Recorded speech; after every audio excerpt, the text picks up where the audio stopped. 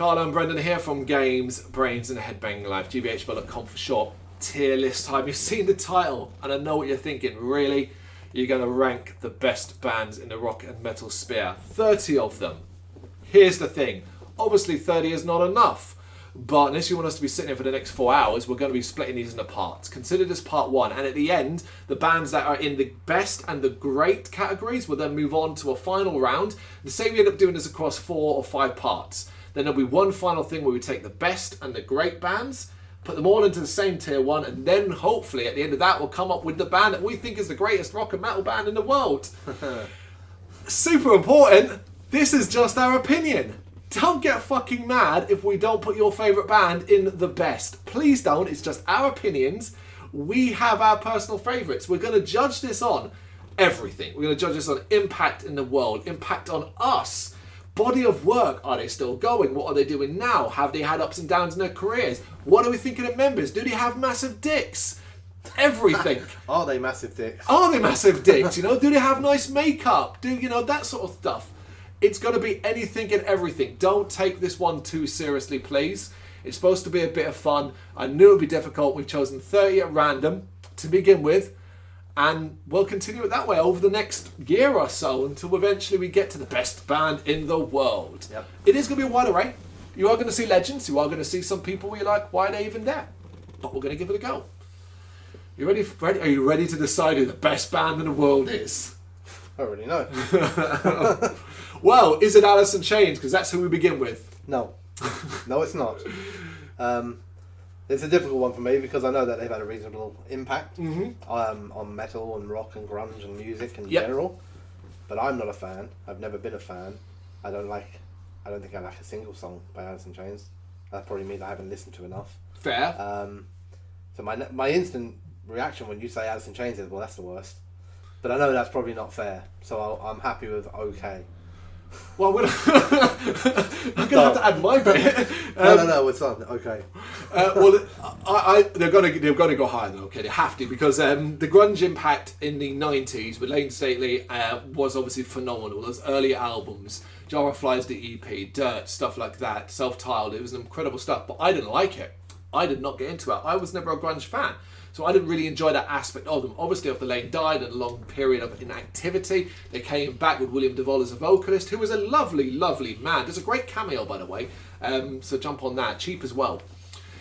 And I like Alice in Chains' modern sound. I like Alice in Chains over the last decade with the rockier side of things. There's sometimes really eclectic mix of music they do. I've enjoyed a lot of albums. Devil Put Dinosaurs here, that one, and Rainier Day. Rainier Fog, Rainier Day, Rainier Fog. I don't get the fucking album titles right. It's lack of confidence in our album titles. Yeah, but here's the thing. Okay. Here's the thing. My wife is the fan. It's my wife, so it's that more than anything else. However, I still wouldn't call myself a massive fan. I've seen them live a few times, and they're really good live. Okay. I want to put them squarely in the middle of good.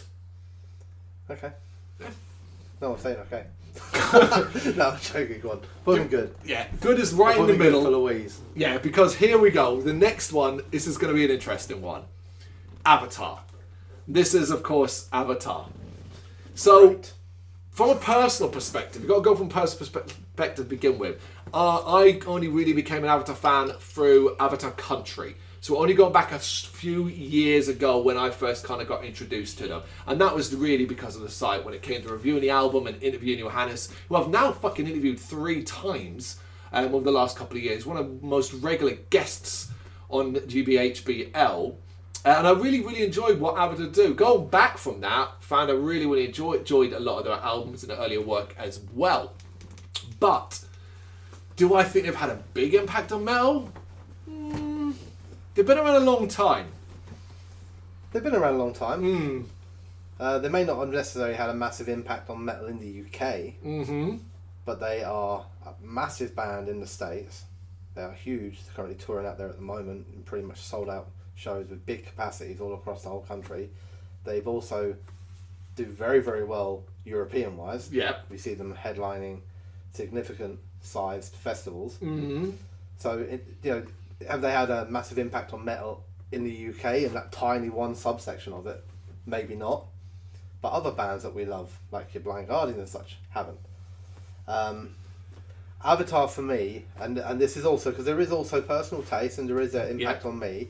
I became an Avatar fan after you. Yeah. But the impact has been much more heavier. intense. Yeah. Like, you know, I love them. I think they're phenomenal, and I think it's a crying shame that they aren't headlining every festival in the UK already. And shame on all of us for not fucking making this happen. We've made a mistake. Theatrically clever. The latest album, like, you know, you said you became a fan with Avatar Country and going back, but we've also got Hunter-Gatherer. I always keep going to call it Colossus as well. Hunter-Gatherer, yeah. We've got Hunter-Gatherer. We've also got new singles out at the moment. Yep. We've had the live streams, which were a phenomenal thing. Yep. Avatar Ages. For me, they're a great band. They're a fantastic, great band. They're not the best yet, but they will be. But they're great. Great is good enough. I thought the argument was going to be about trying to knock you down from the best. No, that's probably after the next album. We can hope. I do agree with the positioning of them. I want success for this band, like proper success, the success that puts them at the top of festivals. Okay, here we go. Controversial time. It is, of course, Babymetal, who at the time of recording I've just re-experienced again, because I've just recently, at the time of this recording, reviewed and written a review for the upcoming live album for their 10th anniversary shows that they did last year. So I couldn't believe it for starters, 10 years Babymetal, that has actually happened. Yeah. 10 Budokan, that section where they did those shows, if you saw the video for Pi Apapa, that one, you would have seen the venue and the places they were playing for those shows. So that's now become a live album, like Blu-ray, DVD, vinyl later on in the year, but the digital version is at the end of September. And basically it's a best of. It's 13 tracks of Babymetal live, and it's a good live album. Like, it's a good live album, like so good that they actually leave in like the intro and the part they come out on stage, and that fucking crowd. Like, I was like, shit, that's so good. Yeah. And it's so it's a good, like, you know what we like a live album, it's got that aspect of it. Yeah.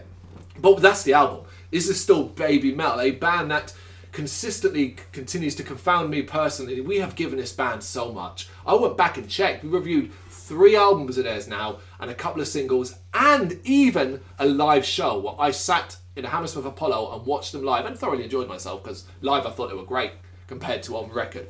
But it is Babymetal, and while they are a phenomenal and a phenom in music and metal, we're going to have to take personal taste into this. Yeah, I have to. Yeah. And for that, for me, it's okay. Yeah. The problem is that they have had a massive impact, but they've had a massive impact in a short, sharp space of time. Mm-hmm. And I don't think the impact has spread. It's not like they've gone on to, well, maybe they have in other countries, but at least over here, it's not like they've gone on to become loved by everybody, inspiring other bands to take up the Babymetal sound or anything like that. It feels more like a new metal sort of fever that's spread with Babymetal that will, maybe I'm wrong, who knows, for their sake hopefully I am wrong, but maybe, you know, that at some point it will then just disappear and all be, oh, do you remember back in the day when people liked Babymetal? It's fascinating, isn't it? Because I think their growth has actually been in the outside of the UK and other countries as well, particularly their home country. I've noticed it really growing there, where we seem to have they seem to have settled into place. It's hard to tell because obviously the COVID times not really been around in this country much. But I'd be interested to see. Put it this way, when I think of Babymetal, I think of 10 years. I'm like, okay, you rose quickly, and then you hit a ceiling, and you seem to have stopped dead. Like, for example, like they last time they were here, they're playing Download during the day. Since then, I'm like, I can't see any reason why they'd be playing any higher. You know? Yeah. Okay, let's do it okay, because we're taking a bit of personal feelings into this as well, and it's an okay one. Contender for the best, it's Black Sabbath. And we're talking about bands with impact and influence. Not necessarily on me, because I wouldn't say I was a fan of Black Sabbath, although I grew up hearing a lot of the songs. Yeah. They're a band I've actually grown to appreciate more when I got older, particularly when we sort of did like a track by track of certain albums and stuff like that. Part of the confusion with Black Sabbath, and I do think we have to. This is what I do. I'm thinking of Black Sabbath, and I'm thinking of Black Sabbath with Ozzy. I am, because there are so many variations of it. So I am thinking of traditional, old school Black Sabbath. Yep. That is the best for me. Yeah, I think it has to be. I know there's only a few other bands you could even argue have had the same level of impact. Yeah. You know, they generally believed around the world to be the founders of heavy metal. Mm-hmm. You know, I mean, some people debate that, but you know, I think most people don't. Most people are happy to accept You know, the origins of Black Sabbath tie in with the origins of metal, so you can't really have a greater impact than that. Also, was never a massive fan, but I grew to appreciate it more as I got older. Yep. And happy to listen to songs by Black Sabbath from 1970 these days and still enjoy them today. So I remember when we did a legend. You know, he may be an old crony, but he's still Aussie, man. Do you know what I mean? He's like a barely living god for us now. And I think it has to be the best, doesn't it? I remember we did a track by track for Paranoid, the album, and we both went in the same kind of thing. Oh man, this is going to be so well played. And go watch that track by track and just see how much we were enthused and positive about it so many years later. Like talking on it, being like, can you imagine the people that bought this on day one have never heard anything like this before and listened to War Pigs and stuff like that, and just being like, I would have loved to have experienced that. It's the best. Simple as that. Okay, here's an interesting one because I think I know where we would both like it to go, but whether or not it's fair. Blind Guardian. So obviously power metalers from Germany, done an incredible array of work, been around a very long time, but certainly have had a glass ceiling on them, and that's never likely to break, unfortunately. They kind of have hit their highest point, I think, and that's that. They're never going to headline festivals in this country, and that is a fact. It is what it is. I'll always enjoy them, though. Yeah. However, my instant head goes, my God, when they're good, they're the best. We know what songs we're talking about here. We know what albums we're talking about here. But then I'm reminded that they have other albums as well that maybe don't quite hit as hard. The ones that are a bit more progressive. The covers albums, stuff like that. Well, there are good songs in them, but are they Nightfall in Middle-earth? That kind of thing, you know? And Imaginations from the Other Side? Those albums, you know? Yeah. So, for me, this is a great band. Oh, yeah, I'm okay with great, yeah. Yeah, I couldn't go any lower than that. I think, again, for me, it's a crying shame that they'll not hit the same heights they have in, say, Europe, where they can headline Wacken with ease and own it, you know, and we know that. Yeah, maybe we will see them headline in the UK one day, but if we do, it'll be small to medium festival. Like, you know, you're never going to see them headline a Download or something. Oh.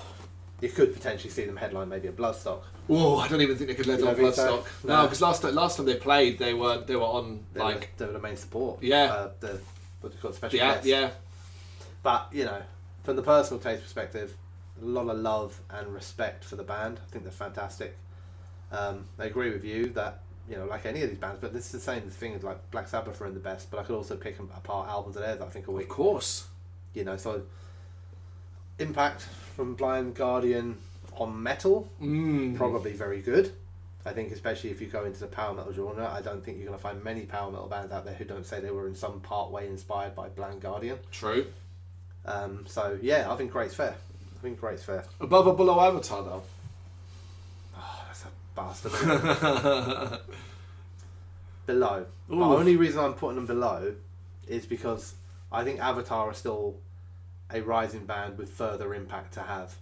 That's fair. I'd have put them above, but your argument there is strong. I think I said at the start. It's very close there, man. I think I said at the start, which is Blind Guardian have hit their ceiling. Avatar haven't quite, potentially. So, yeah. So a bit heavier now. Carcass. Long storied career as of the time recording. Brand new album out. Bloody great album as well. Really strong shit. That is a bit of combination of the old Carcass with the modern sound as well. A band that has chopped and changed a little bit as it went on musically, while still sort of sticking quite solidly to the death metal style. They've introduced more groove. They've moved away from a grindcore aspect. Yep. That upsets some fans. Others are perfectly fine. But my preferred Carcass is Hard Work Onwards rather than before. Yeah, so mine too, yeah. But I didn't grow up with them. I didn't really like death metal until I was a lot older, so I can't really say they've had much of an impact on me. Yes, I mean they haven't had a massive impact on me. I think I had. I mean, I had Hard Work when I was younger, but I don't know if I had it at like when it came out or not. Maybe like a year or two later. And I always loved that album. But I didn't then go on to become a mad Carcass fan. I just loved that album, and then that was kind of it until I was older, and then I sort of started listening back to other albums and the new stuff and whatnot. So I really like Carcass as a band. I think they've got a lot of great stuff about them, not just musically. You know, they're hard working. They've been plugging away at it for a long time. Within their circle, within their niche, they've definitely had an impact. Mm-hmm. You know, probably not as big an impact as maybe you'd hope a band would have after being around that long. True. You know, and if you talk about bands that, I know it's a different sort of music, you know, but even Carcass probably not really going to go on much further. Like they're not going to really hit like a new height now. I don't think they're going to suddenly have like a second wind where we suddenly see them propelled, to mad like heights, So for me, I think Carcass are in the good category, but above Alice in Chains. Yep, I agree with that wholeheartedly. Yep, that is where they go. Children of the Bodom. So of course this is now a defunct band. Alex, other than pretty much splitting up, and then Alex Lehel died. A year ago? It's coming to a year and a half maybe. Yeah. So Children of Bodom are now defunct, but a very long career before that. And Bodom always a bit of an anomaly for me. When they were great, they were fucking fantastic. When they nailed it, they were great. But then you could listen to an album and find 2 or 3 phenomenal songs, and then 6 all right tracks. And it was the same live. You could see them live. We've seen them live where they were phenomenal. Yeah. Other times where it's just like, oh, okay, that's right. They definitely, yeah. They were definitely, they blew hot and cold, didn't they? Very. I think actually probably before the split, more recent albums, it felt to me like they were on a downhill path because they were, I think I can't remember the most recent album before the band split. I remember I reviewed it and being quite disappointed with the fact that they'd obviously lost a guitarist, so now it was just I remember heavy keys constantly, and being quite disappointed. And actually most of my pleasant Bodom memories are I have to go back quite far now. So as much as I loved the band and love listening back to some of that older stuff, and sad about Alexi and whatnot, I don't think they go any higher than good. So it's interesting because I want to add more to that as well. I want to sort of say as well, the last time we saw them was at Bloodstock, which was 2019? It was 2019, wasn't it? So, and they weren't great. They were on the main stage and they did not do great at all. No. However, one of our, at least I'm pretty sure, I talk for me, but I'm saying we had an amazing gig with Bodom at Shepherd's Bush Empire, which is long on my memory. Yeah, so that's a really, really positive sort of fucking memory as well. But I also want to mention the impact on how, when I was kind of finding my way into sort of melodic death metal world, it was Bodom and the Tokyo Live album that really, really turned me onto that sound. That was the first time I really heard keys used in such a prominent fashion. Yeah. There was a game called Brutal Legend where one of those songs was featured heavily in that, and that was really, really stunning. So I couldn't put them any lower than good. Yeah. I think bottom of good after Alice in Chains, because Alice in Chains is still going, and going strong. Oh man, but I was planning to keep bumping Alice in Chains down until they got near okay. Not happening. All right. Okay, up next, they're still going strong. Arguably the strongest period of their careers. It is Cradle of Filth. I mean, God, what more can we say that we haven't talked about Cradle of Filth in depth in the past? They're both a band that comes both our youths. First. Absolutely, yeah. I mean, we know they're a Marmite band. Yep. Yeah. Well, I don't even think they're a Marmite band. I think it's Danny that's Marmite. Isn't it? Danny's Marmite. Yeah. For some reason, a lot of people have got it into their head that he's a dick. Even though every time I've ever seen him or seen stories about him, he's never been a dick. I think back in the old days he used to be. He used to get like drunk and try and fight security guards and stuff like that. Yeah. But for the most part now, here we see him at Bloodstock this year, bowling about, getting bothered by absolutely everybody, but still getting pictures taken and everything like that. Standing there at the side of the stage for pretty much every band that played and just rocking out because he loves the music. Yeah. Getting himself on stage with Creator. Yeah. So we're obviously, we say the Marmite, I'm obviously and you are as well, very firmly on the side of that. I don't think Danny's a dick, and I like the man. Yeah. And I very much enjoy his vocals. Yes. And I very much don't enjoy people who try to imitate his vocals. Yes. Musically, I think Cradle of Filth are phenomenal. Yep. They have had weak moments. They've had plenty of unsettled kind of stuff in the band. Mm-hmm. They have some of my favourite songs in metal overall. Yeah. Songs like Tearing the Veil from Grace, which I genuinely think is one of my favourite songs ever. Yeah. And as you've said already, musically, with the new line-up and the sort of settled kind of nature of the band, they are probably, in my opinion, having their... It's not that their music is the best now than it's ever been, but they are the most consistent I've seen them for a while. Yes, consistency, yeah. Quality albums coming out, the good tours going on, good reviews coming back. Danny's vocals seem to have grown in strength, especially live, and they also seem to have built up this notion of like, let's do more show kind of stuff, Yep. Lots more fire and stuff like that. I've seen Cradle many times. I think you have as well. Probably one of the most gig bands. Yeah, absolutely. But no matter, and it happened this year at Bloodstock. No matter how many times I've seen them, no matter how many times I think, oh, I might give this one a miss. It might be a bit boring. I've never come out of any of their shows other than any other sort of thought other than that was really fucking good. You know? Yeah, I think I planned to miss them this year and ended up watching them anyway. And still really enjoying it. Yeah, awesome, yeah. So I think from a personal perspective, for me they're in the best. Yep. From the personal perspective, I think I could argue or accept that they dropped down to great because. We're talking of Cradle on the Black Sabbath level. It's kind of a strange one because a little bit to me they are, but not like for the whole impact for everything, but the impact on me because Cradle are the gateway band from, I guess, non-black and sort of. So you want to put them in the best, but you're trying to talk yourself out because for me it's difficult when you go like it's Black Sabbath who created metal. But we're Cradle not. of Filth. We're doing this from our perspective. Yeah. So for me, they belong in the best after Sabbath, and maybe we'll probably get them dropped down the best as more bands get added. But for me, they're the best because right. we'll do best. The impact on the metal world has been significant. The impact on us has been just as, if not more, significant. They're the best. They're the best. We get it. You don't like them, that's fine, but we do. We love them. Death Heaven.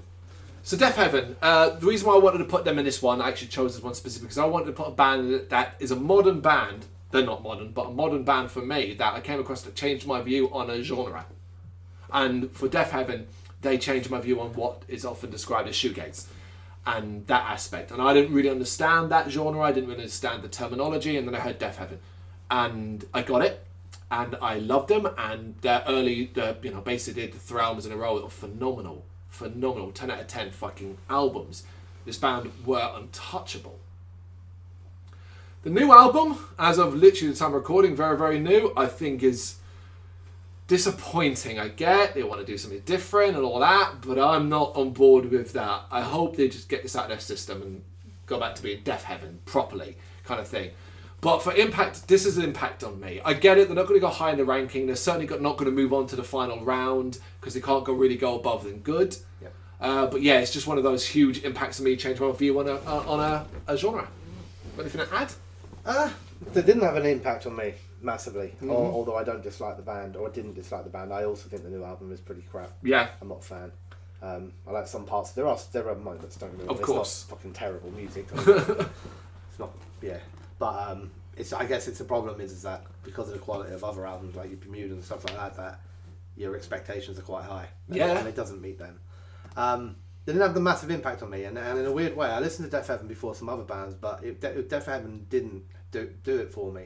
And it was only after getting into bands like Ghost Bath, and then going back and retrying Death Heaven that I then started getting Death Heaven. So at first, actually, I struggled with them. They'd hate to hear you say that. Yeah, I know. I'm sure they would. I'm so they don't care anymore. They're after a radio play. They're going to hate that even more. But yeah, no. So the impact on me has been minimal. Yeah. But I am aware of the quality that the band have got. And I like them more having gone on and listened to other bands, maybe got synced with the genre a bit, and then gone back and gone, I get it now.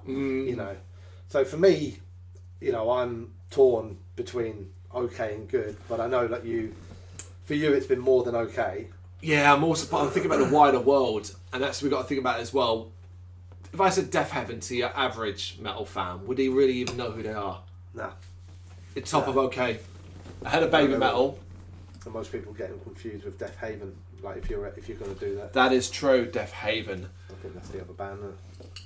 Devil Driver. So, Devil Driver are a band that I loved once. Now I can take or leave, depending upon what comes out next. They're a band whose early work blew me away, as it was my real sort of taste of really aggressive music. It was really fascinating to me as well to see what the vocalist of Cold Chamber went on to do. And some albums all the way up to Pray for Villains were amazing.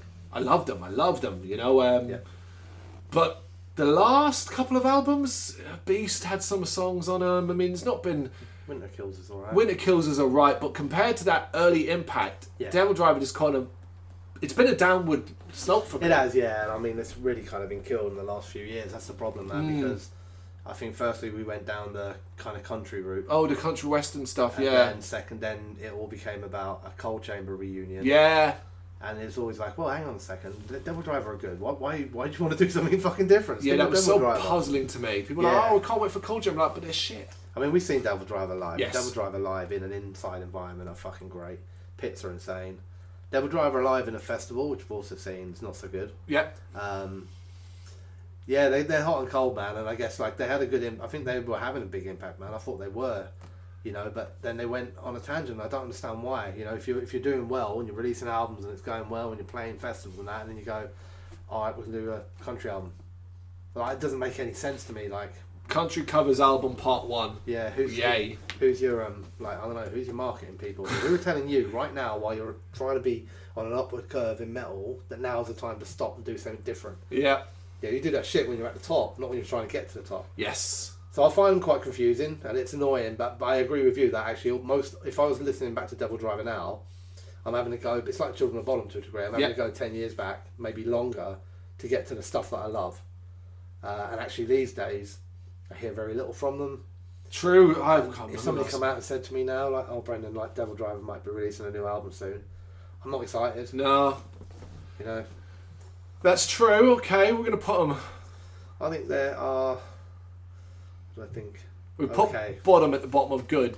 After bottom or top of okay? Put them after bottom. Oh no, but we've got a problem here now because we keep we're not pushing Alice in Chains down. Oh, leave Alice in Chains alone. Up next we have Dimmu Borgir, talking about hot and cold bands, man. Fucking hell. This was accidental, these hot and cold bands. But Dimmu, talk about a hot and cold band. A band that I cite as the reason what got me into symphonic black metal. What got me into black metal was Dimmu Borgir. I told the story 100 fucking times. Turned over Krang, there was this fucking video of these weirdly gothic dudes in this smoky ass environment and this gothic keys, and I was like, the fuck is this? And then it's black metal, and it was Morning Palace, and there we go, blah blah blah blah. And I loved it. I've loved a lot of their work. I still do love a lot of their work, but fuck me, that just went downwards spiral. And to be honest, a lot of it started when ICS Vortex left. That was a real heart because his clean singing was such an integral part of what I loved about Dimmu. And then, of course, I've seen them live, and I've seen them live where they've been brilliant. I have a T-shirt from a specific show that was amazing. And I remember the last time I saw them at their own show, not at a festival. In fact, I can tell you actually a couple of times last time at their own show, Shagrath appeared to be reading the lyrics from a book. That bugged me. Real problem. Then it was the Bloodstock one, the famous one, where the click track wouldn't work for the drummer, so they were like 20 minutes fucking on stage late and played for 20 minutes. It was a waste of time. A waste of fucking time. They're supposed to be at Bloodstock next year in a big slot. I am very apprehensive about it because it's Dimmu and I keep seeing them bad. Yeah. So for me, this right is cultural big impact on metal. I think it was once upon a time, but not in the last 15 years. No. Back in the day, they were huge underground. They weren't huge in terms of scale. They're bigger now. Yeah. But they were having a bigger impact in the niche, I guess, weren't they? Back in the day. Yeah. They were inspiring people, inspiring other bands. True. And then, they've kind of gone their own way a little bit. I don't know. Most of the most recent music has got, it's not commercial, it's still what it is, but it's got a more commercial kind of tinge to it. Yeah. I mean, I was never as big a Dimmu fan as some of other bands, to be honest with you. You know, they weren't a band that got me into any of it or anything like that. They were just, I was already into it through bands like Cradle and whatnot, and then I heard them, wasn't as in love with it. So for me, the impact wasn't massive. From a music perspective, in the last 10 years, I don't think it's more common to see negativity about Dimmu these days than it is positivity. It is. Yeah, I've just rattled off all the things I don't like about them these days. I don't think you're alone in that. I think that's quite a common thread you kind of come across. So we put them in a cave after Death Heaven. Yeah. Because it's a similar thing where they got me into black metal, but Death Heaven. Well, I love Death Heaven more these days. Disturbed. Wow. So it was a new metal band for me back in the day. The Sickness was my jam. A difficult album to listen to these days, but that was it. I fell off the Disturbed train almost immediately. I did try to listen to the second album, but I can't remember the title of it, but I had 10,000 Fists in the Air. It was called 10,000 Fists. 10,000 Fists, and then that's when the sort of cover songs. I didn't like Shout 2000 either, but 10,000 Fists, which I think is a Genesis or Phil Collins song. Hate it. Fucking hate it. I just thought it meant they really weren't very ambitious. Like they were aiming for 10,000 fans. The joke is they're probably bigger now than they ever were before, thanks to a single. Thanks to a cover. Yeah, a cover single that's given a massive crossover. appeal. They're a big band, you know. They come over this country, they play big fucking venues and go high up on festival lists. So on that, I can't, and they're still going strong these days. Me, I couldn't give a flying fuck if Disturbed split up tomorrow. Yeah, same. I don't care. I wasn't ever. I mean, I also had the sickness. Yeah. Don't ever really like it. I liked a couple songs in it probably. Stupefy. Voices. Ooh, Didn't mind Shout 2000. Oh, such a shit song. Shout. Let it all out. But yeah, I mean, after that, I definitely didn't listen to anything else. Their cover of Sound of Silence. Yeah. It's a good cover. To be fair, it's not a bad cover. It's just whether you like the song or not. That's it. It's going to be whether you like the cover or not, isn't it? That's a very important aspect, yeah. They do a decent version of it. He's got a decent voice and he sings it quite well. But you know, that's literally my Disturbed knowledge, and I don't need any more. I don't particularly want any more knowledge. I don't think they're the worst. I think that'd be crazy to do that. I think it would just be being dicks. I think they're okay. I want to put them at the bottom of okay after Babymetal. Yeah, let's do that. Babymetal having way more impact on me. I'm listening to Babymetal these days, not Disturbed. I'm still not listening to either. So Talking about impact, not just on us, but we're talking about impact in the rock and metal world, the alternative world, and how many bands cite this band as inspirations. It is Faith No More, a band that does such an eclectic array of music that it's often very hard to judge an album. When they get it right, it can be fucking phenomenal. When they get it wrong, it's at least interesting. Yeah, that's an important aspect. This is a best for me. Yeah, quirky as fuck. Yep. Unique, creative, inspiring. One of the best vocalists in the world. Modern vocalist, but you know, I never saw them with the original vocalist. Mm-hmm. But he was also a great. We're talking Mike Patton, yeah, and obviously Chuck in it, yeah. Yeah, Chuck Norris. Chuck Norris. I was going to say Chuck D, and that's someone else's one, isn't it? Chuck Norris is the actor, isn't it? Yeah. Hard man actor. Just say Chuck Norris. We know phenomenal live. The best. The best complaint I can make is that we've not had anything from them since 2013. Yeah, we was due to see them during the coronavirus stuff. Indeed, it's been rescheduled several times. It's been rescheduled now to June 2022, but also at the same time, get well soon. But Mike Patton has cancelled all future shows for a period because he needs to deal with his mental health. He's having problems. Fair enough. So we'll see. You know, maybe that won't go ahead or not. Yeah, we don't know, but we shall see. We'll wait that. But yeah, I mean, they're the best. It's just now whether we put them above Cradle or Black Sabbath. I mean, Cradle have had a bigger impact on me overall. Yep. That's the truth. And I wouldn't put them above Black Sabbath. So then, there we go. In the best, but at the end. Black Sabbath is going to be a hard band to move. It is. It's pretty much them and a couple of others that are guaranteed to be right at the top. It's almost like a given. I'm smiling now because we're about to have an interesting debate. Finally got one for that bottom category. It is Brendan's favourite band. It is Ghost. Ghost's impact has been phenomenal. They came out of nowhere, literally exploded onto the scene. They were being booked for headline gigs when they didn't have enough fucking music to play it. That's not my words. That came from Papa himself. He's like, look, they're offering us this. We're not going to turn them down. But we're saying to them, look, we don't have enough fucking music. And they're like, oh, just do something. All right, we'll try. You can play a shorter set. You know, some people get the fact that they were short-changing people. Quick albums after that, lots of different changes. Obviously, the theatrics and the act is a major part and parcel of it. Here's the thing, though. Obviously, sound has developed and changed and kind of progressed. Or regressed. That I'm not entirely sure I'm always on board with it as I once was. I still really think they're a phenomenal band. I haven't seen them live for many, many years. I saw them live back when they were nobodies. I saw them live when they were on their first album tour. When, you know, so like... Yep. I've got that sort of thing, but they've taken over the alternative rock world. Whether that's going to continue, we shall see.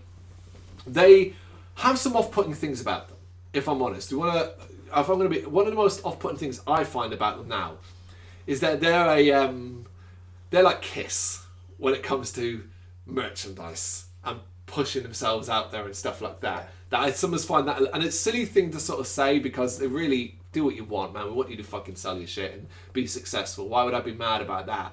But you know, you follow Ghost on your social media and stuff like that, you do kind of get hammered with a lot of stuff over and over and over and over again. But I still really like the band. I still really like what they're doing, and I think they were, and to a degree, still are a breath of fresh air. Breath of air. Well, they've had no impact on me net positively. Mm-hmm. I also have things that I don't like about them. Don't like the covers. They did more than covers, I understand that. But then I also don't like the original stuff, so that doesn't really help very Bible much. is a banger. Shut your mouth. Rats. What else don't I like? Obviously, there's been a bit of negative press at times because of lawsuits and all that sort of stuff. Yep. You know, but I guess that's shit happens sometimes. You know, I'm not personally holding that against them. You know, it's not like they went out and did anything particularly criminal like some of the other lawsuits that we see going on in metal. So yeah, hey, at least you had a good lawsuit. Good one. Musically, it's just not my cup of tea. But don't like it. It's light rock. I don't even know alt rock it's classed as because it's got like occult themes. Yes. You know, but I don't know. It's scary shit back in the 60s, mate. To be honest with you, things I like about them. This won't take as long. We have seen them live at Bloodstock headlining, and they were very, very good.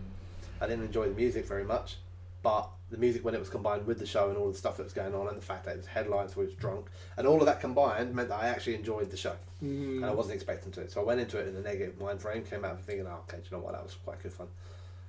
So I can't say that they're the worst because I had fun watching them live. Yep. And also from a general impact, I'm not a complete fool. I can see that a shit ton of people fucking love them. So I know they're having an impact. I don't think they're necessarily having a massive impact on metal. Right. Because they're having an impact on music.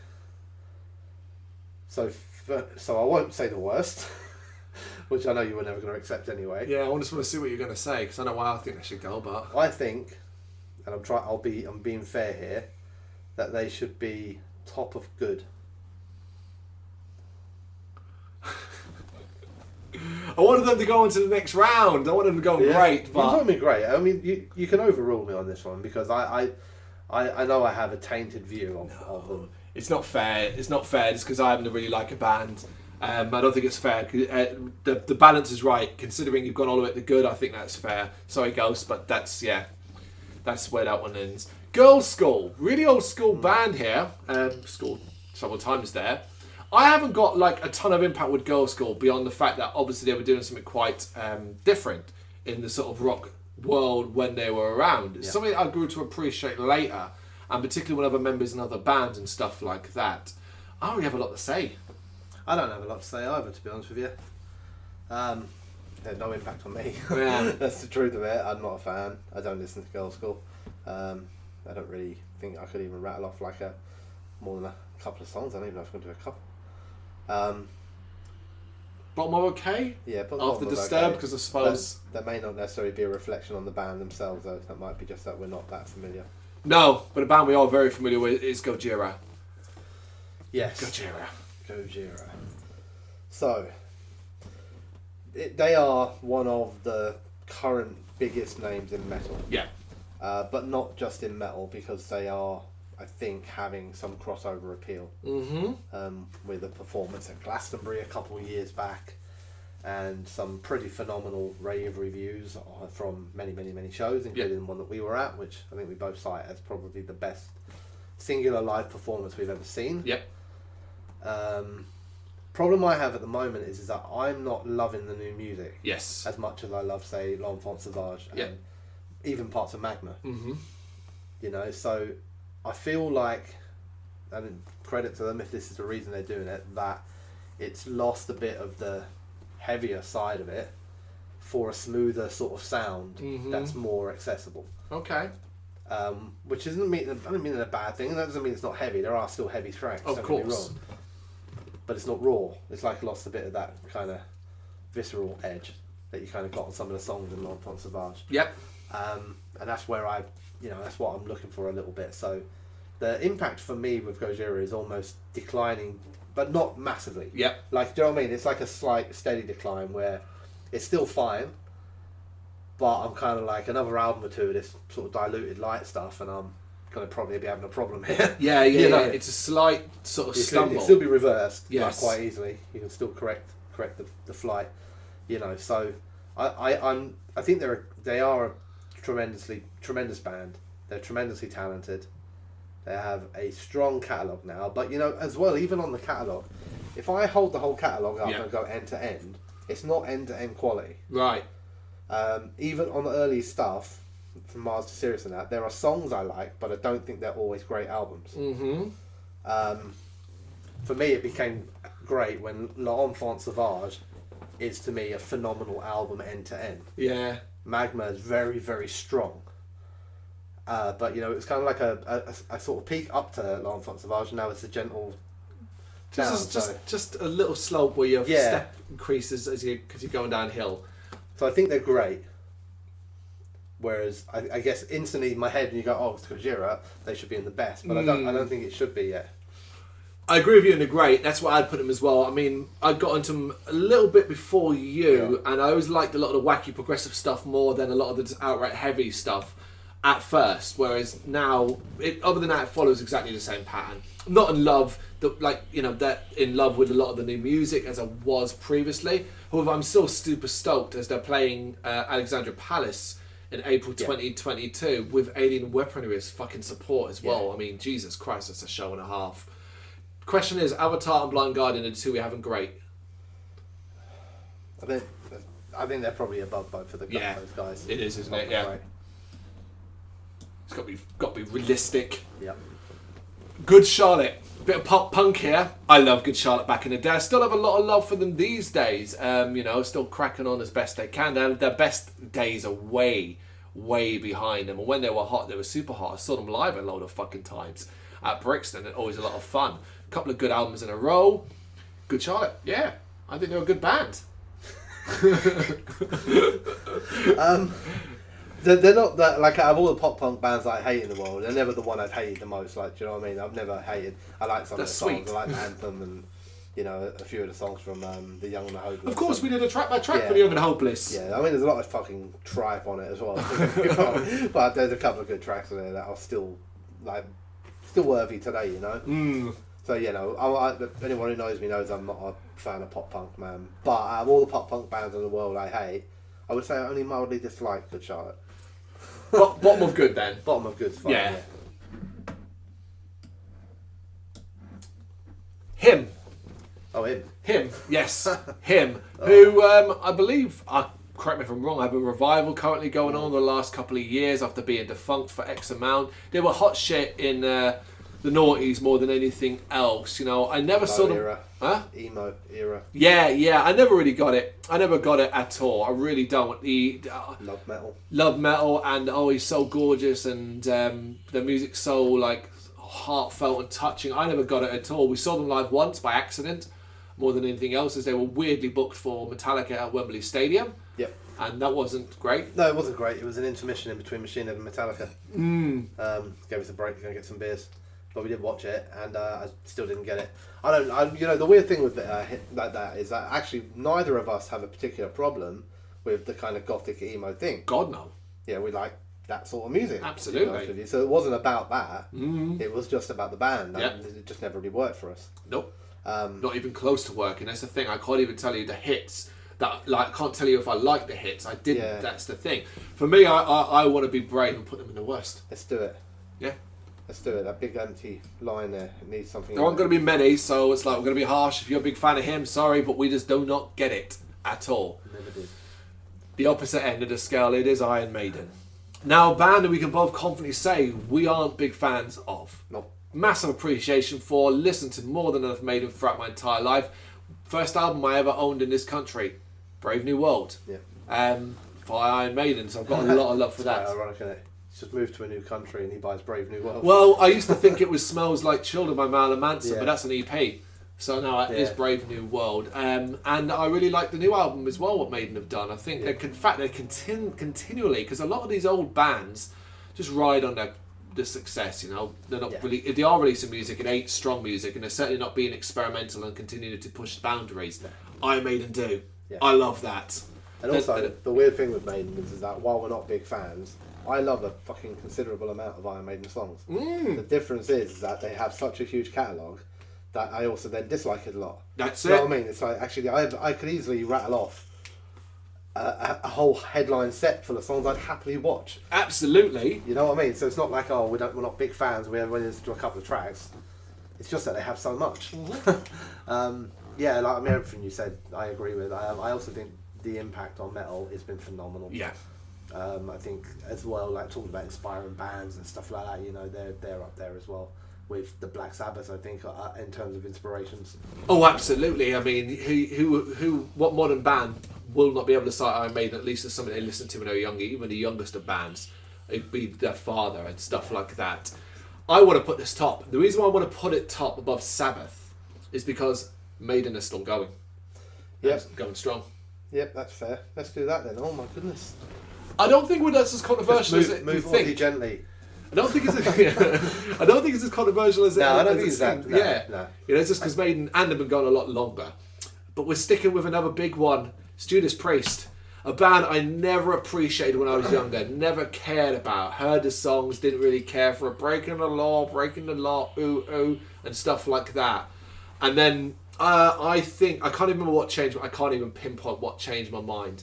But something changed my mind. And I devoured their back catalogue, and I found what I consider to be the best British heavy metal band, above Maiden, above Black Sabbath. The band were phenomenal. I read up, find out so much history about them, the shit they've been through, the difficulties, and they're still going. Wouldn't necessarily say going strong. I sometimes think modern output can be a bit hit and miss. Yeah. But, you know, live, they're still killing it. Yeah, it's Priest. Despite that spoiler of where it's going. You know, you were saying anyway, but I put them above. Well, Sabbath, I would, but I don't know. I agree. I mean, for me, like, I wasn't a massive Priest fan when I was younger. I don't think I'm as big a Priest fan as you are now, but what I am is a massive Rob Halford fan. That man is inspirational, and not just about the voice, but also about, you know, everything that he's been through, like his sexuality, everything that he's been like open about, like in eras where that shit was frowned upon, mate. You know what I mean? And musically, I love a lot of their stuff. I think the fact that they're even still going and he still can sing, and I think they're brilliant. I think they're fantastic. And I think, they're the best. They're 100% of the best. And I would put Priest above Maiden. So. Let's do it. It's our fucking list. It's our list. Our list. Our list. You don't like it? Tough shit. They're all in the best. They'll all be going through to the next round anyway. What are we up to now? Korn. Oh, fucking Korn. Here's the thing. Like, I'd put Korn in the best if I could cut out about 10 years of their career. Yeah, like a considerable chunk of the most recent times. Yes. Just take that out and stick with what they did at the start up until Untitled and afterwards. Basically, let's cut the dubstep fucking shit out. Yeah. The modern stuff has been pretty good. Not on the level of their early days, but it's been just nice to hear good Korn tracks that I like. Yeah, I agree. Those early with that. days, man. The early days were insane, and they were awesome, and they were the biggest band around for points when I was younger. Everyone knew Korn, and outside of metal as well. Thing is, like, you know, you can't ignore the dubstep era. You can't ignore the negative impact some of the stuff Korn said around that time about metal and everything that had as well. Yep.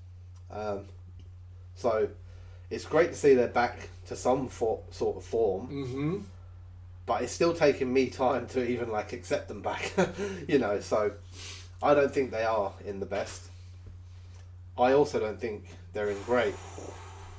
Oh, I think can't they were agree. at a point in time. I can't, man. We're not just talking about one or two good albums, though. We're talking about 4 or 5 fucking great albums. 20 years ago. Yeah, but like, and then I contrast that with modern stuff, and I think that's good as well. Like, the good stuff is modern. Like, the modern stuff is good. So we've got great stuff 20 years ago and stuff like that, and a couple of great albums in a row, you know, the fucking debut. Issues is one of our favourites. You know, Untouchables, while more commercial, is great. Not Freaking Unleashed, what's it called? Follow the Leader. And then, like, so the modern stuff as well. I think the modern stuff's good. Alright, I'll meet you in the middle and we'll put them in good.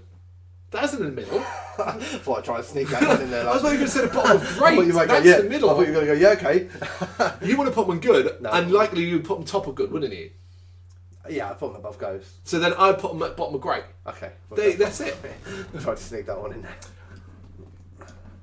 Basically, Brendan's like a jilted lover. He got hurt by Korn's dubstep, and he ain't ready to forgive I yet. love Korn, man. And do you want to know how much I don't forgive them? Is when I was younger, because Korn did, I used to only buy Adidas. And now I wear Puma or Reebok only. I don't wear Adidas. Fuck you, Korn. Up next, a band I just don't get. This is going to be controversial, but I do not get why these guys are big or beloved. It's Lamb of God. I think they're a very good band, but the way people sort of bang on about them, the fact that when they were announced as headliner for Bloodstock 22, and everyone went, oh my fucking God, and I'm just kind of like, oh, that's cool. I've seen Lamb of God live, and I just don't really get the love for Lamb of God. I don't adore them as much as many people do, but I do like Lamb of God. Yeah. Another old school sort of thrash stuff, man. It's been going for a long time, you know. It's part of that era, I think, sometimes where it's almost like hard. I think sometimes people just say they like bands because they come from an era. You know? Right. That's the truth of it. Impact-wise, they've had a big impact.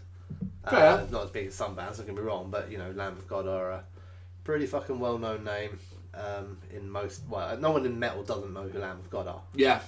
And I'd say most people in metal know who Randy Blythe is. Fair. I do like Randy Blythe as well. Seems like a decent dude. Yeah. So, you know, I mean, yeah, look, they haven't had a huge impact on me, which is why I'm okay to see them drop down a bit. I struggle to see how Korn can be great and Lamb of God not be at least underneath Korn. Because Korn's impact on us. Yeah. Lamb of God have not had that level. You cannot compare Lamb of God to Korn's early albums. No, but it wasn't just the impact on us, though, was it? Yeah, but this is our tier list. Fuck everyone else. Put Korn down lower. I want to move him above Korn into great. Just to keep that shit. I want to put Lamb of God at the end of good or the beginning At of the okay. end of good. Oh man, that's harsh, isn't it? That's what I want to put them. Yeah. Do you think Ghost are a more important band? Yes. To both of us than Lamb of God. Yes. I think we talk more about Ghost than we do Lamb of Yeah, God. but negatively. We talk more. When were we ever? We've never even done a track by track for Lamb of God. That's something. There you go. That needs that. Yeah, we'll correct that. We'll correct that, and then we'll come back and revisit this tier list. Now, look, wait, right. Where do you want to put it in? Good. Bottom. Who was at the bottom at the moment? Good Charlotte. Just put Lamb of God below Good Charlotte. Yeah. Okay. Come on. It's on him. It's on me. Attack YouTubers. Just me, man. Just me. I just don't get the love for him. Less Than Jake. Well then. Here we go. This is going to be interesting. I kind of fucked this one up, didn't I? I love Less Than Jake. They're my sort of introduction to the ska sound, and I'm a massive fan of like In With The Out Crowd, which wasn't so much ska. I've seen them live loads and loads of times. I just really think this band are great. Great fun, but also great musicians. When I mentioned earlier about how Good Charlotte were one of the pop punk sort of bands from that era that I didn't mind, I hate Less Than Jake. Really? No, I don't hate them. Hate's not the right word. Right. I don't like them. Yeah. I mean, I wouldn't say I've ever given them a fair crack. Fair enough. That's one thing. So Talking yourself out this one already. Yeah, I am. Yeah, because I don't want to. Even though I kind of want to get revenge for Korn and Lamb of God, it's not fair in the band for me to pretend I hate a band when I don't. So the truth is, I have no real opinion on Less Than Jake. Yeah. So I'm going to let you have free reign to choose wherever you think they should be, because you've got the truest opinion on them. See, that's pressure now, because now Pressure. I'm like, I can't be silly about this. Ultimately, Only thing I won't allow is for you to put them above any either Black Sabbath, Maiden, or Priest. they're not gonna. No, I can't put them the best or even great. That's a bit silly, to be honest. I'm looking more in the good area, and I'm trying to think about. Look, I've got to do this on a personal impact thing. Yeah. Ultimately, this connection Less Than Jake is with my son. It was the first ever band he saw live. I took him to see Less Than Jake. It was a band that he kind of really helped grow him into a rock kind of metal sort of musical sort of scene. So that's why it's an important impact.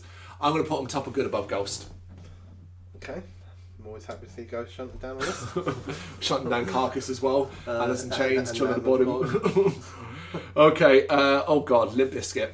Now this is going to be hard, because ultimately I just want to say how much I dislike this band, how much all they're doing is riding on fame of over 20 years ago. and that anything they put out in recent times has been wank. But then I remember what they put out back then was wank too. However, worldwide. But was there ever a point in your life where you enjoyed Limp Bizkit? Yeah, absolutely. Yeah, and that's the thing, isn't it? Because as much as I now look back on all of it as well, I did enjoy Hot Dog, Chocolate Starfish, and Hot Dog Flavoured Water. Yeah. I also did enjoy $3 Bill Y'all. A couple of songs on it. Yeah. Break Stuff and Nookie. Well, that's off the second album. Yeah, what's the other other one? Is that called Nookie? No, it's got it's the one with the skater bloke in the front. Yeah. I can't remember what it's called, but I enjoyed like a couple of songs from them as well. You know? Yeah.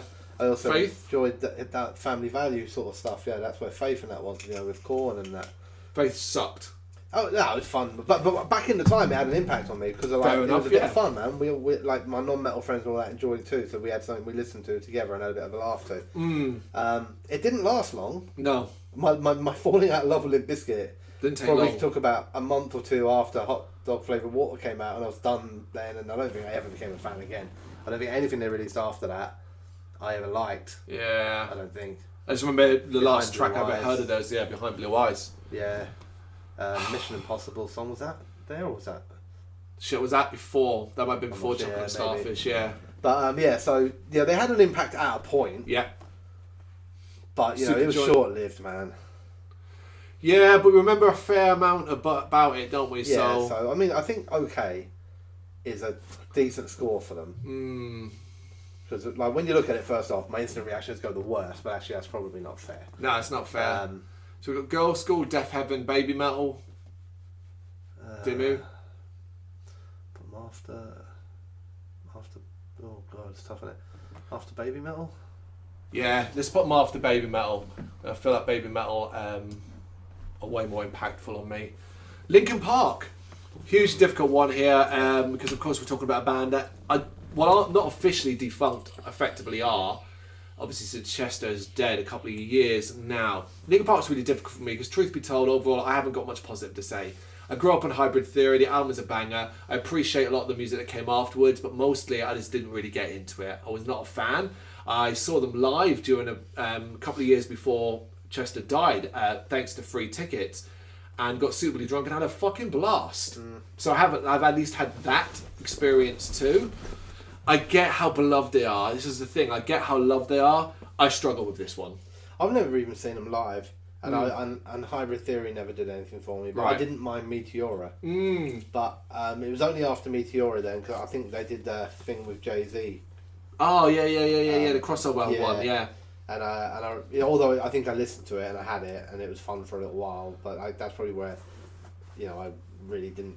I didn't. Like, 99 problems and a bitch ain't one. Didn't like any of the stuff when they went for a more rock sound. Yep. At all. Felt like they had a track on every Transformer movie. Yeah. And then even when we've done track by tracks recently for them and listened back to things like Hybrid Theory, it doesn't sound good. It doesn't. We did have a lot of trouble with the latter half of Hybrid Theory. Very, very much so. The singles aside, it was like, oh, this is terrible. So when they were about, not necessarily on a personal level, but they obviously had an impact, man. Of course. Like, they was a big fucking name, weren't they? Yeah, one of the biggest bands in the world, really. Yeah. Headline download, easily. But on a personal level, they were never any more than good for me. Yeah, I'm looking at good as well, and I'm looking at kind of like the end of good, maybe after Lamb of God. Before Lamb of God. After Lamb of God. Before Lamb of... Yeah, go on then. You want to put before Lamb of God? What, better, as in more than Lamb of God? As in better than Lamb of God, yeah. I'm saying after Lamb of God, as in the... Oh, sorry, yeah. No, sorry, Yeah, I'm doing it the wrong way around. Yeah, you are.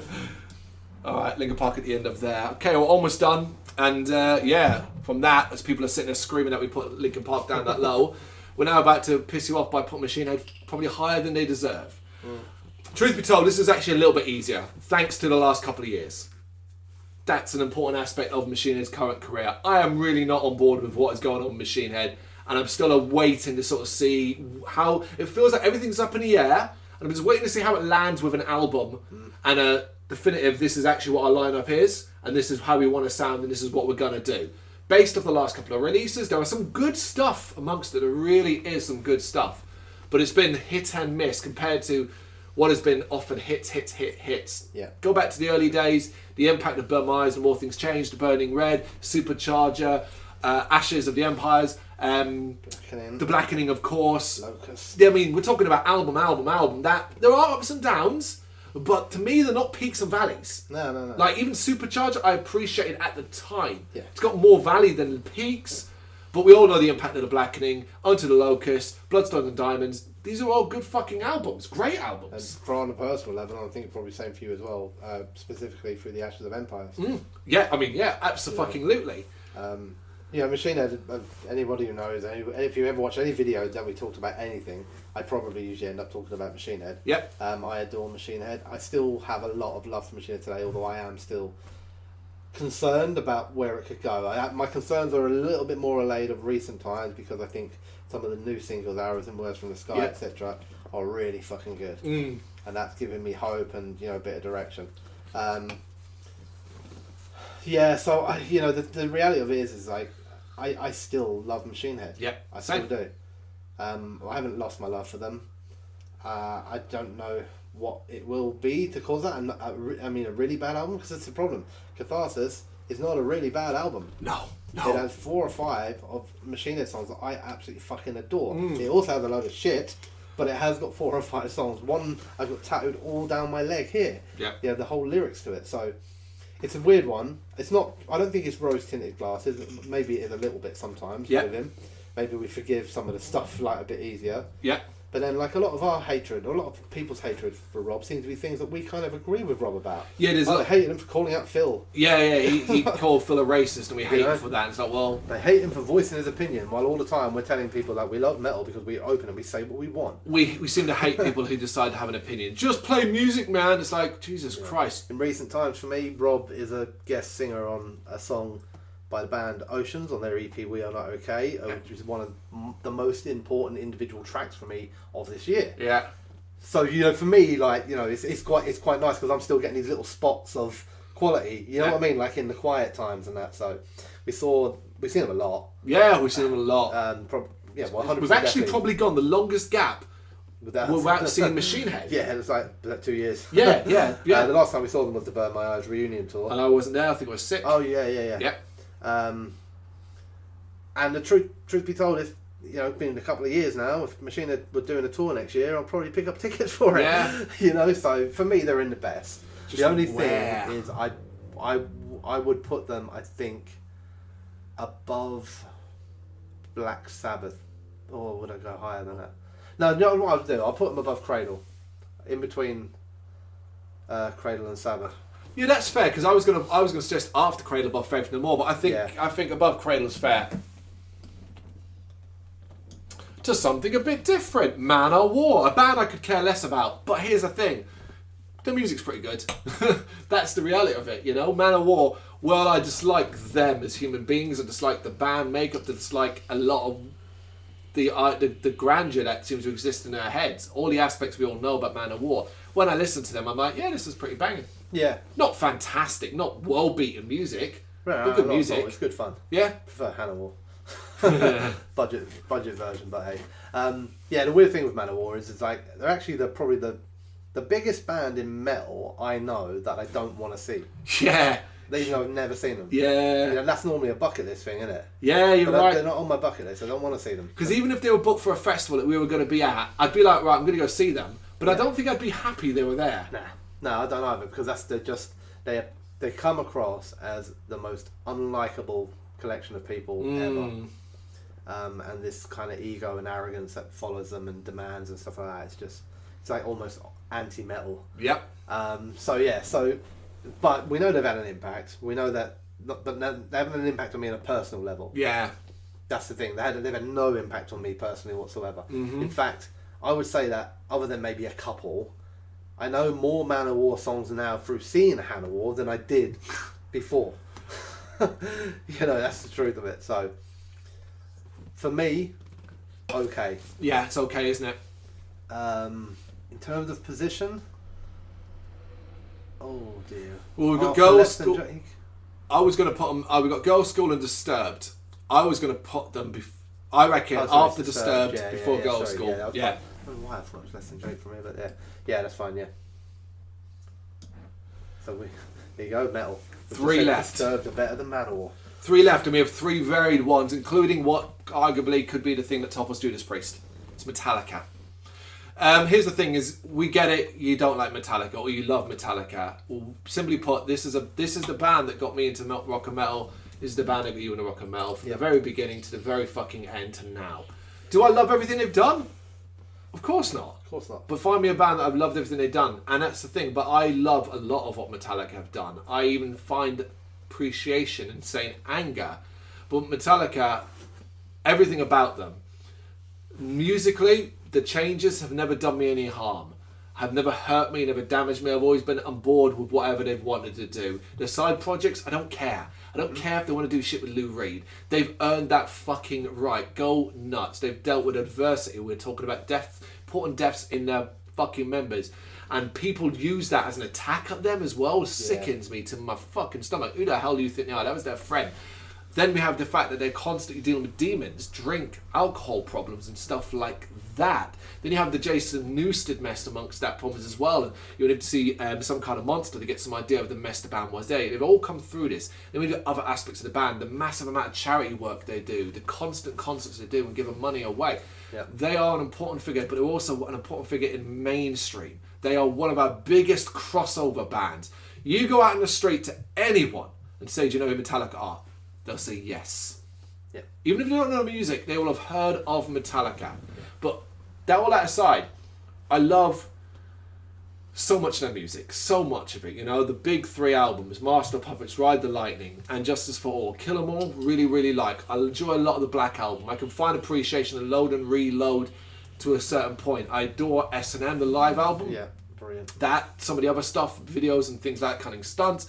It's an anger, it's appreciative. Some of the later stuff. Some of the later stuff's doing some great fucking work as well. Hardwired to Self-Destruct is a good fucking album. Yeah, the album before that, Death Magnetic. Yeah. Another one, which we saw on the Death Magnetic tour. Yeah. And that's the thing with everything that you've said there as well, and we've seen them live a handful of times as well. And yeah, okay, now it's an expensive fucking ticket, but they're still a phenomenal live act. I also, and this is the thing that I find really weird with all the hate they get sometimes, because whenever I see them, whenever I see videos with them like that, for the most part, I find them really fucking likeable. Yeah. I think James is quite funny and charming. I think Lars is well spoken and educated. I think Kirk's a bit like just, you know what I mean? And Rob's not allowed to talk yet. Yeah, that right? Isn't it? Not Do you know what I mean? But you know, I look at some of the shit that fucking Lars has taken over the years, man. And the fact Still that does. That guy's still there, still does it. You know what? Fuck you. We are Metallica.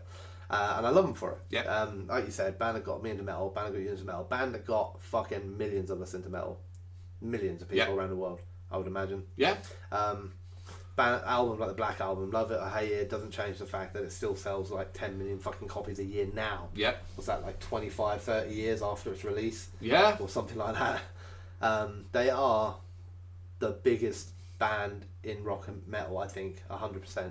Like you said, everyone knows them. Yeah.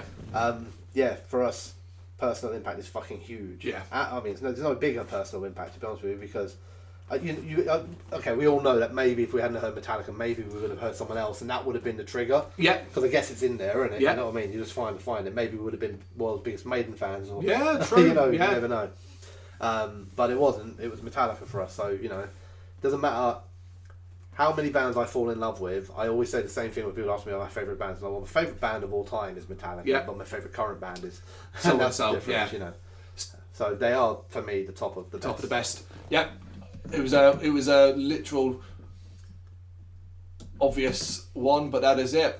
Oh, swap over. There we go.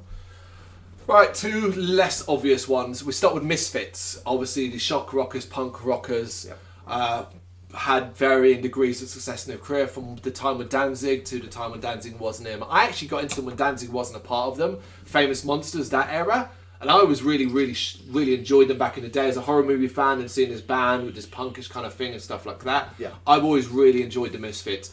After that period, I kind of just fell away from them. Then the recent stuff, I've actually thought they've been doing some good stuff, and the reunion stuff with Danzig is very interesting to me. I'm a fan of this band. Right.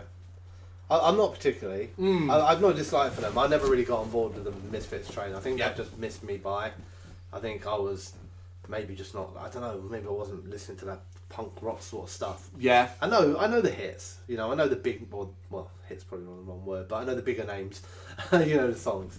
I've no dislike for them whatsoever, but they just haven't had an impact on me. Which is fair. I don't think they've had much of an impact worldwide either, really. Danzig went into a perfectly strong solo career. Yeah. I reckon then, after Babymetal. Yeah. Yeah. Yeah, go for that. That's fine with me. And that brings us to the last one of this 30, and it's the Glam Rockers themselves. It's Motley Crue. Now, if we were doing this on personal taste, it'd be the worst. It would be the bottom of the worst, potentially after him. We need a new category. The thing about Motley Crue is I don't get how this band ever rose above anything beyond fucking shitty clubs where they drink themselves to death in a corner at their ages 50. The music is shit. They've got some catchy hits, and that seems to propel them into a fucking stratosphere. And they've lived off that ever since. Yeah. It baffles me that this band is so big. Baffles me. Yeah, same. No love for them at all. Don't like them. Never liked them. Know the hits. Don't like the hits. I've never been a massive fan of anything in the glam arena anyway, so it's not exclusive to Motley Crue. For some I didn't mind. There was some that had a bit of class to it. You know, some stuff like early Skid Row could be deemed as a bit of glam. True. You know. But, you know, I can't be fucked with all of this. Just like 40 years of dick jokes. You know, you've got something else here. Oh, it's a girl. Let's write a song about this girl. Girls. You know, yeah, so I've got... It's weird with Motley Crue because I actually... It's not just that I'm not a fan. I have got a massive dislike of them. I really genuinely dislike Motley Crue. Right. You know? I don't find anything about them appealing. I don't like any of the final goodbye tour stuff. I don't like all of this stupid contract shit. Yeah. Like, I find them to be quite embarrassing, to be honest with you. I'm ashamed of you. You brought shame upon this family. No, like, you know, but they were, for a point, massive. Yes. Still are, really. Yeah, that's the thing. That's what I was going to say. Like, if they come out tomorrow and said doing a tour in a fucking stadium and the tickets are going to be 150 quid, they'll sell out. I think they'll do well at least. Yeah. Yeah. They'll at least sell enough to make it worth their while. You know. And that's just fucking crazy. But what are we doing this? If it's personal taste, it's in the worst. If it's including the impact, can maybe stretch it up to good, I guess. I think we meet in the middle on this one because I see a place for them perfectly. Because although maybe not as strong, your words are very similar to Man O' War. Yeah. I think they belong next to Man O' War. Maybe above Man O' War. Yeah, put them above Man O' War because they both seem like greedy fuckers. Yeah. They can hang out together. That's it. There's our 30. So we'll quickly recap the ones that will be moving on to the final round when we get to it, if I can work out who it is by the pictures. We have Korn, we have Blind Guardian, we have Avatar, and we have Gojira, all ended up in the great section.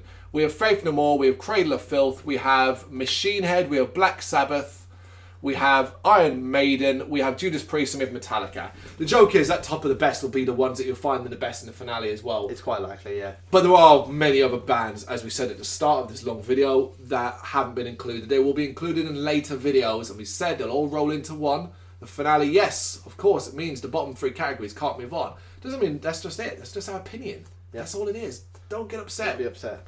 The one I keep looking at and going, oh man, we put Linkin Park way too low. But that's personal taste. It is, yeah. Is there we're anything? not saying that these bands are terrible bands. We're just saying that for us, they're not. Right, we'll do this then. Because considering everyone else is going to be eliminated, look at the good category. Is there anything in the good that you think should go up? So like Less Than Jake. No. Ghost. No.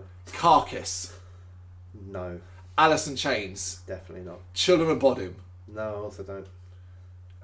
Who is that? Oh, Devil Driver. No. Good Charlotte. No. Lamb of God. Probably not. Lamb of God are the closest one for me, more so than Linkin Park. There you go, because Linkin Park would be the one that would be the closest for me. And if we both agree on that, then it stays as it is. Strike ourselves out. There you go. Got any thoughts on it? Looking forward to what comes next? Let us know in the comments. Thank you very much for watching. You can check us out on gbhbl.com as well as on Facebook, Instagram, Twitter and Tumblr. Go to Patreon to help us out over there. That's patreon.com/gbhbl, as well as Big Cartel, where you can find some of our merchandise. We have a podcast running on SoundCloud and Apple Podcasts. And of course, if you like this video, do us a favour, hit the subscribe button and help the channel grow. Games, horror and heavy metal. What else is life for?